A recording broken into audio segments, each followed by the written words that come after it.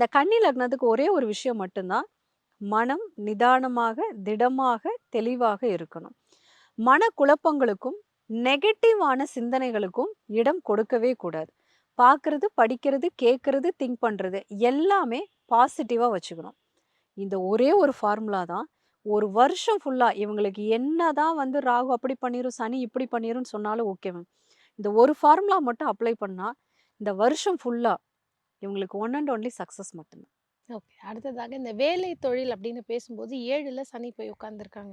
10ல குரு இருக்காங்க அப்படிங்கும்போது, எப்படி இருக்க போகுது அவங்களோட வேலை, தொழில், இடமாற்றம் இத பத்தின ஒரு கேள்வி இருக்கும். இப்போ இவங்களுக்கு வந்து முதல்ல வேலை அப்படின்னா, வேலைக்கான கிரகமே வந்து இவங்களுக்கு சனி தான். ஏன்னா 5க்கும் 6க்கும் உடைய சனி 7ஆம் வீட்ல இவங்களுக்கு இப்ப இருக்காரு. அங்கிருந்து லக்னத்த பார்க்குறாரு. ஸோ இப்ப இவங்க வேலைய பொறுத்தவரைக்கும், நீங்க பொதுவா பார்த்தா, சனி பார்க்குறாரு. அதனால வேலையில வந்து ஒரு முடக்கம் இருக்கும்." அப்படின்னெல்லாம் சொல்லுவாங்க.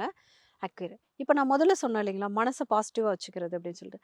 பாசிட்டிவா வச்சுக்கிட்டா எப்படி இருக்கும் அப்படின்னா, வேலையில் ஏற்றம். அதேபோல வேலையில வந்து பார்த்தீங்கன்னா, ஒரு நல்ல புகழ். 2 ஆள் வேலை பார்த்தாலும், அதற்கான வளர்ச்சி அப்படிங்கிறது கண்டிப்பா கைக்கு வந்துரும்.